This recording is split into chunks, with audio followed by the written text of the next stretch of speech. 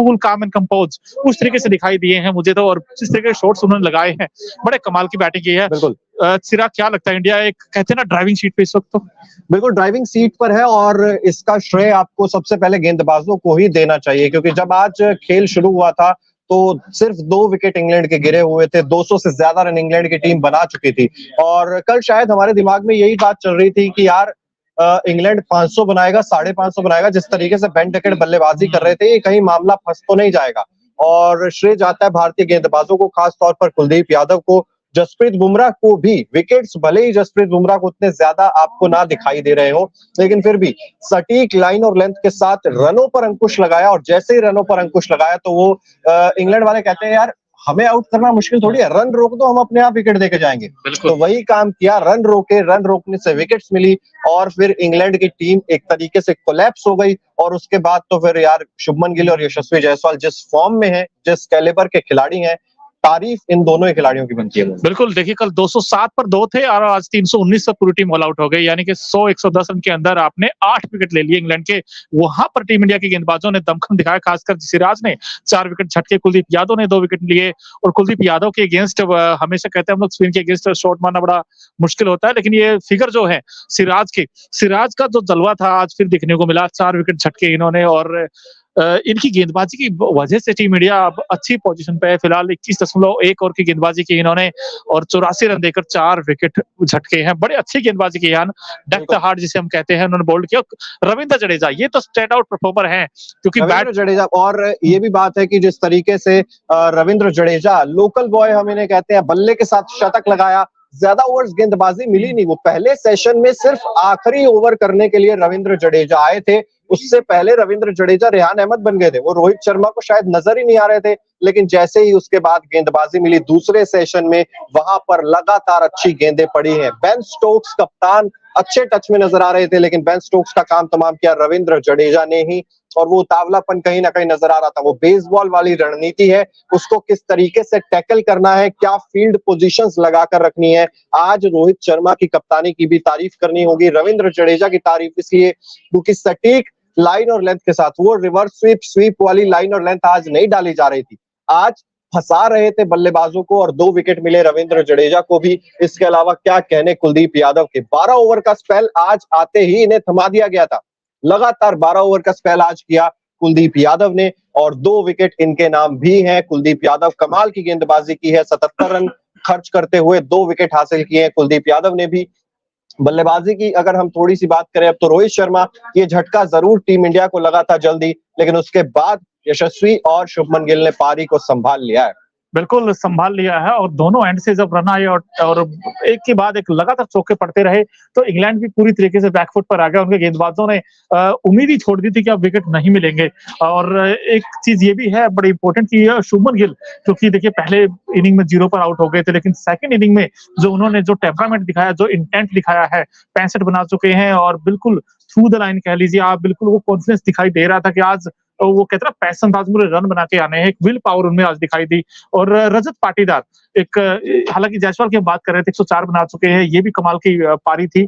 और retired hurt हुए, अभी वो एक कमर में थोड़े सा खिंचाव शायद वहां पर नजर आ रहा था, क्रैम्प जैसा कुछ था, और उसकी वजह से यही बेहतर समझा, क्योंकि दिन खत्म होने वाला था। और यशस्वी जायसवाल ने कहा कि कल बेहतर स्थिति में अपने आप को महसूस करेंगे, तो एक बार फिर से बल्लेबाजी करने के लिए आएंगे। 104 पर नाबाद है, और शुभमन गिल के साथ एक बेहद ही मजेदार, बेहद ही शानदार साझेदारी कर रहे हैं। बिल्कुल, आपने कमर दर्द बताया, वो इसलिए भी क्योंकि 5 छक्के लगाए इन्होंने, जो पुल शॉट खेले हैं, बैक टू बैक लंबे लंबे छक्के, और 100 का जो जश्न बनाया उन्होंने, वो बड़े कमाल के तरीके से आजकल उन्होंने ट्रेडमार्क बना लिया कि दोनों हाथों को ऐसे ऊपर करके और उस तरीके से वो जश्न मनाते हैं। लेकिन इसके अलावा रजत पाटीदार की हम बात कर रहे थे, क्योंकि पहली इनिंग में भी कुछ खास नहीं कर पाए, उससे पहले मैच में उनको मौका मिला था, डेब्यू में 32 बनाए थे, सेकंड इनिंग में 9 बनाए थे, फिर यहाँ मौका मिला तो वहां भी कुछ खास नहीं करे, और जब इस इनिंग में सेकंड इनिंग मौका मिला तो आज भी 0 पर आउट हुए। लेकिन आउट होने का तरीका देखिए आप, बिल्कुल शॉर्ट एंड वाइड, जिसपे तो आप कहीं भी शॉट मार सकते हैं, लेकिन रेहान अहमद को सीधे हाथों में दे बैठे। यानी कि रजत पाटीदार से हुई खता,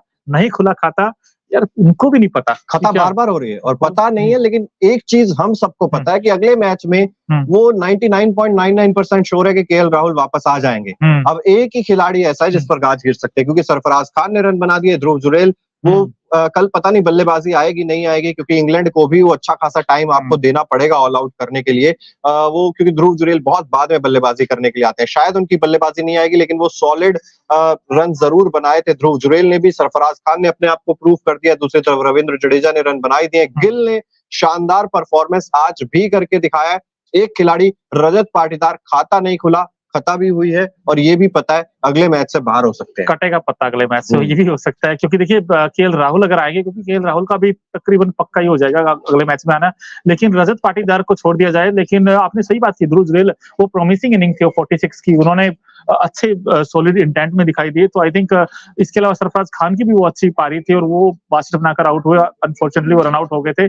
उनका 100 मैं तो मिस करता हूँ अभी भी, क्योंकि मुझे ऐसा लगता है अगर रन आउट नहीं होते तो 100 पक्का था। लेकिन सेकंड इनिंग उनका भी देखना होगा कैसा होगा। लेकिन फिलहाल जो स्कोर टीम इंडिया का है इस वक्त 196 पर 2 है। यहाँ से सिर्फ कितने 100-150 रन और अगर इंडिया बना लेगा तो तकरीबन लीड आपकी 500 के आसपास पहुंच जाएगी। देखिए एनीथिंग अबव 450 चौथी पारी में इंग्लैंड के लिए, और जिस तरीके से आज अभी चाहे वो रजत पाटीदार का विकेट हो, चाहे यशस्वी जायसवाल और शुभमन गिल भी, वो बहुत स्ट्रगल करना पड़ा है आज। अच्छे शॉट्स जरूर आए, लेकिन जब स्पिनर्स की बात आती है, वो टॉम हार्टली को खेलना, रेहान अहमद को भी इनफैक्ट खेलना, क्योंकि टॉम हार्टली वो ऑफ स्पिनर, फिंगर स्पिनर है, वहां पर फिर भी आपको होता है। लेकिन लेग स्पिन जब रेहान अहमद की हम बात करते हैं, वहां पर शॉट्स लगाना आसान होता है, लेकिन वहां पर भी कहीं ना कहीं स्ट्रगल करते हुए बल्लेबाज नजर आ रहे थे। कुलदीप यादव को भी प्रॉब्लम हो रही थी, शुभमन गिल को भी इनफैक्ट कुछ गेंदें परेशान कर रही हैं।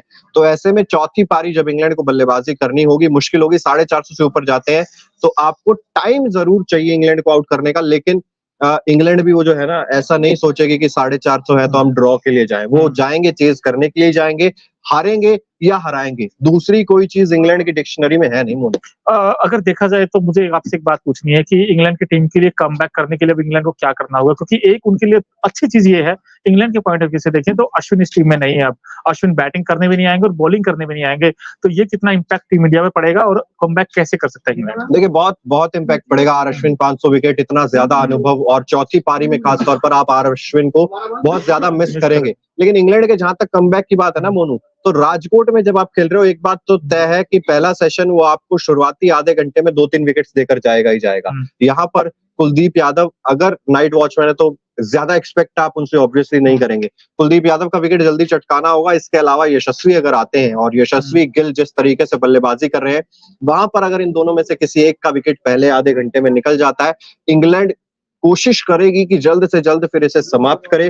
400, 450 से ऊपर बिल्कुल कोशिश नहीं करेगी कि जाए। इनफैक्ट यही कोशिश करेगी कि इसे 410, 420 तक रखे, और उसके बाद इंग्लैंड जिस तरीके की बल्लेबाजी करती है, डेफिनेटली अच्छा स्टार्ट मिल जाएगा उन्हें, क्योंकि जैक क्रॉली और बेन डकेट जिस तरीके की फॉर्म में है, अच्छा स्टार्ट हर बार मिलता है। 5 इनिंग्स हुई है, 5 में 50 से ज्यादा की पार्टनरशिप आपने देखी है उनके बल्ले से, और वही कोशिश रहेगी इंग्लैंड की कि आए और ताबड़तोड़ बल्लेबाजी करके बैकफुट पर धकेले। अश्विन है नहीं हमारे पास, 4 गेंदबाज हैं, उन पर ही दबाव बनाया जाए। बिल्कुल, लेकिन ये तब एक सवाल मेरा भी आपसे, बताइए। ये तो चलिए बातें होती रहेंगी कि क्योंकि यहाँ किस स्थिति में टीम इंडिया पहुंची है, 322 रनों की लीड अपने आप में बहुत बढ़िया, और जबकि आपके सिर्फ 2 ही विकेट गिरे, अभी 8 विकेट हाथ में, आप आसानी से इस गेम को अपने कंट्रोल में ले चुके हैं। लेकिन ये गेम कंट्रोल में आई कैसे मोनू? ये क्या चीज थी जो बेन डकेट हो गए, चाहे उसके बाद जो रूट हो गए, आने वाले बल्लेबाज बेयरस्टो हो गए, बेन स्टोक्स हो गए, फोक्स हो गए, आज क्या आपको ऐसा अलग लगा इंडियन गेंदबाजी में जो इंग्लैंड की टीम पूरी तरीके से धाराशायी होती हुई नजर आई?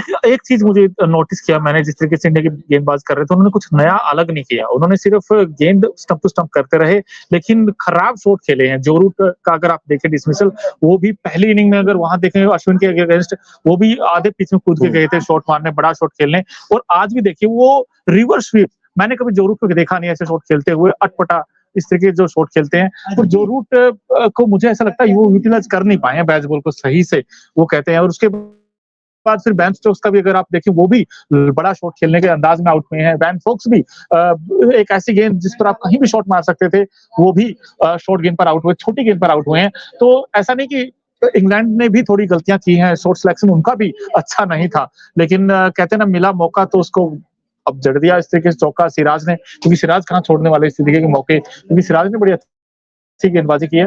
तो उनका कोलैप्स आया एक बीच में, सिर्फ 29 रनों को आई थिंक उन्होंने 3 या 4 विकेट खो दिए थे लास्ट के, तो वहां से एक विंडो खुल गई टीम इंडिया के लिए। और अब तो देखिए जो लीड है 100 प्लस की टीम इंडिया को मिली, 126 रनों की इस मैच में लीड मिली है, और 190 की वैसे देखा जाए तो हैदराबाद में लीड मिली थी इंडिया को, लेकिन उसके बाद भी भारत मैच हार गया था। लेकिन सेकंड मैच में वो पारी दूसरी थी, उसके बाद आपको दोबारा से बल्लेबाजी करनी थी, लेकिन यहाँ पर सिर्फ इंग्लैंड को बल्लेबाजी करनी है।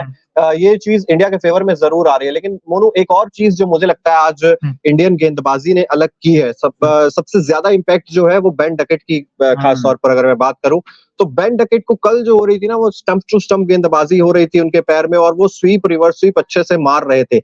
आज क्या किया, एक चीज यहाँ पर आप नोट ये कीजिए कि बेन डकेट ने कवर्स की दिशा में, सामने मिड ऑफ की दिशा में एक भी रन नहीं लिया। पूरी 153 रन की पारी में एक भी रन कवर्स की दिशा में और मिड ऑफ की दिशा में वहां पर नहीं था।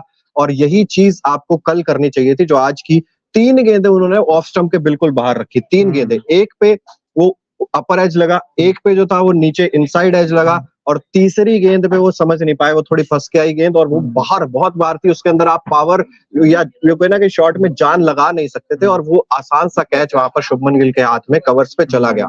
ये चीज अलग थी आज मेरे हिसाब से, कि उनके एरिया से दूर गेंद रखने की कोशिश की है बेन डकेट के लिए, खासतौर पर कुलदीप यादव जब गेंदबाजी कर रहे थे, कमाल की गेंदबाजी थी। बहुत अच्छी पारी का वहां पर अंत जरूर किया था बेन डकेट की। ये देखिए, आप स्कोर कार्ड भी देख सकते हैं उनका, 153 बनाया, 151, इस 153 में एक भी रन कवर्स की दिशा में नहीं था। बिल्कुल, यानी कि आज 20 रन जोड़े इन्होंने, कल 133 पर वो आउट हुए थे, सॉरी नॉट आउट थे, लेकिन आज 20 रन जोड़कर वो आउट हुए। और एक ऐसा नहीं था, गेंद उतनी अच्छी भी नहीं थी वैसे देखा जाए तो, वो शॉट मार सकते थे, लेकिन एकदम से एक्स्ट्रा बाउंस उनको तंग कर गया, और उसके बाद गिल ने बड़ा अच्छा कैच पकड़ा। लेकिन अब देखिए इंग्लैंड की जो बैटिंग थी, वो उसमें आप देखिए 153 बेन डकेट की पारी को छोड़ दी तो किसी बैट्समैन के बल्ले से 50 रन भी नहीं आए, और 41 जरूर बनाए हुए बेन स्टोक्स ने, लेकिन बेन स्टोक्स ने खराब शॉट खेलकर वो आउट हुए जडेजा के अगेंस्ट। उन्होंने जो शॉट लगाया और बुमराह ने अच्छा कैच पकड़ा। कुल मिलाकर ये पारी जरूर इंग्लैंड की आउट हुई है, लेकिन कहीं ना कहीं जो 126 रन की लीड है, ये मुझे लगता है डिसाइडर फैक्टर हो सकता है।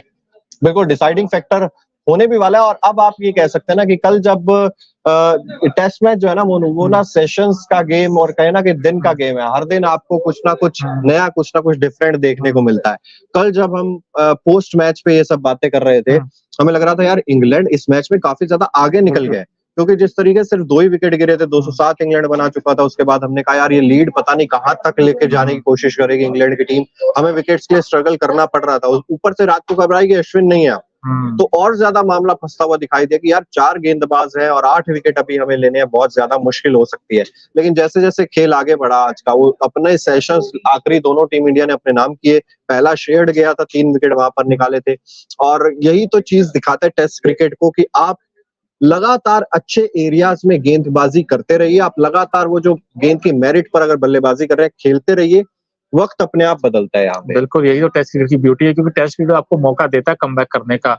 बस आपने, जैसे आपने बताया कि आप अपने मेरिट्स पर खेलते रहिए, क्योंकि देखिए आप इंडिया भी जब मैच स्टार्ट हुआ था 33 पर 3 आउट हो गए थे इंडिया के, फिर उसके बाद 204 की जो पार्टनरशिप हुई थी इसमें रोहित और जडेजा के बीच में, उसने टीम इंडिया को मैच में ला दिया था। फिर उसके बाद इंग्लैंड की टीम ने बड़ा अच्छा कमबैक किया, इंग्लैंड के बैट्समैनों ने अच्छी बैटिंग की कल, और कल पूरी तरीके से मोमेंटम इंग्लैंड के पास था। लेकिन आज देखिए जैसे ही टीम इंडिया ने अच्छी गेंदबाजी की, फिर वापस टीम इंडिया इस मैच को खींच के लाया, क्योंकि इंडिया से मैच निकल गया था एक वक्त ऐसा लगा था कहीं से 2 बार निकल गया था, 2 बार निकल गया था, फिर वापस आया, और अब जो बैटिंग की टीम इंडिया ने, लेकिन इस बार जो इंडिया के हाथ में मैच आया ना, ये काफी ज्यादा कंट्रोल में अब नजर आ रहा है, क्योंकि हालांकि स्थिति वही है, उनके भी 2 विकेट गिरे थे, हमारे भी 2 विकेट गिरे थे, हम भी हो सकता है, लेकिन यहाँ से अगर 100 रन भी बना लेते, 422 तक पहुंचते हैं, 450 तक पहुंचती है टीम इंडिया, तो भी अपने आप को कंफर्टेबल सिचुएशन में मेरे हिसाब से महसूस करेगी।